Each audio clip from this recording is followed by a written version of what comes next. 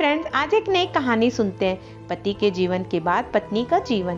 कंचन जैसे ही सोसाइटी के कंपाउंड से होकर गुजरी, वहां पहले से खड़ी सोसाइटी की कुछ महिलाओं ने उन्हें देख भौंवे और मुंह हिलाकर उनकी तरफ इशारा करते हुए दबी जबान में कुछ कहा और ही ही करके सभी हंस दी। कंचन उस हंसी को सुना अनसुना करके अपने घर आ गई।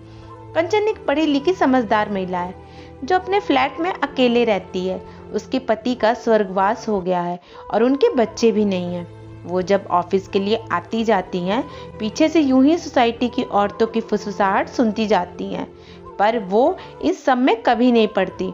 वो तो उनकी काम वाली पुष्पा उन्हें बताती रहती है कि वो सभी उनके काम करने के को फालतू घूमना फिरना समझती हैं और उसके किसी से बात ना करने का सोसाइटी की महिलाएं उन्हें घमंडी और पापी कहती हैं। पर कंचन ने कभी इस बात को गंभीरता से नहीं लिया, क्योंकि वो फालतू के पचड़ों में नहीं पड़ना चाहती थी। वो तो घर में भी शांत और चुप रहती थी। पुष्पा ही अपने आप बोलती रहती और वो सिर्फ हूं हां करती रहती।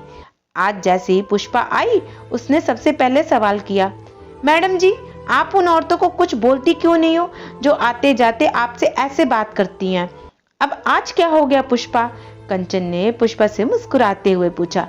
कंचन की बात सुनकर पुष्पा अपनी साड़ी के पल्लू को कमर में खोसते हुए बोली, वो नीचे मैडम लोग बैठी है ना, बोल रही थी कि तुम्हारी मालकिन पापी है जो पति के ना रहने पर भी इतना मेकअप करती है। और मैडम जी, वो तो यहाँ तक बोल रही थी कि सोसाइटी के सेक्रेटरी से शिकायत करेंगी। ऐसी औरतों को तो यहाँ नहीं रहने देंगी जो ऐसे पाप करती है। उसकी बात सुनकर कंचन सोचने लगी, क्या वो सच में पाप करती है सच सवर कर? वो भी तो यही सोचती है हमेशा से। कितने महीने तक तो वो ऑफिस यूं ही चली जाती थी।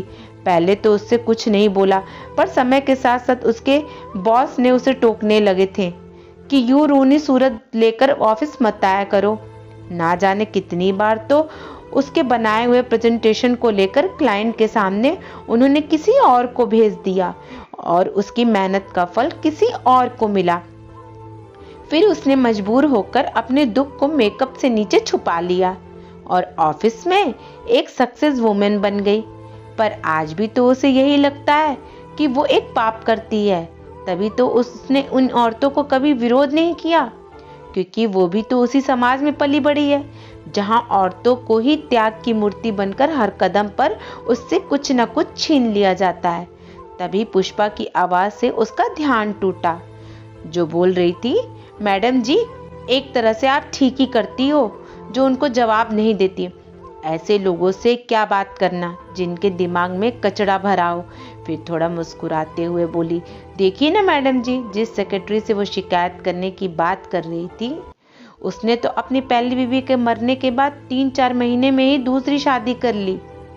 अपने समाज में मर्द कुछ भी करे तो कोई कुछ नहीं बोलता, पर अगर एक औरत अपने पति के जाने के बाद खुलकर मुस्कुरा भी दे तो उसके ऊपर उंगलियां उठने लगती हैं। और देखो, वो उंगली भी एक औरत की ही होती है। पर मैडम जी, आप अपने दिल पर बोझ मत लेना, आप कोई पाप नहीं करती। हम औरतों के मरने के बाद कौन सा कोई मर्द जिंदगी भर सफेद कपड़ों में घूमता है? आज पुष्पा की बातों ने कंचन के दिल पर से बहुत बड़ा पाप का बोझ उतार दिया था। सही तो बोल रही थी वो। आज वर्षों बाद कंचन पुष्पा के साथ खुलकर मुस्कुरा दी, क्योंकि आज उसके दिमाग से पाप रूपी कचरा निकल गया था। और आज उसे अपने ना बोलने पर जो घमंडी होने का तमगा मिला था, वो भी अच्छा लग रहा था, क्योंकि वो जानती थी कि अगर वो इनसे कुछ बोलने गई तो उसे और ना जाने कितने पापों का एहसास करवा दिया जाएगा। दोस्तों, इस कहानी से हमें बहुत बड़ी सीख मिलती है। अपनी सोच बदलिए, दुनिया तो वैसे ही बदल जाएगी। अगर इस कहानी ने आपके दिल को छुआ है तो सभी दोस्तों के साथ शेयर करें और हमारे चैनल को सब्सक्राइब कर लीजिए और लाइक और कमेंट और शेयर भी कीजिएगा। धन्यवाद।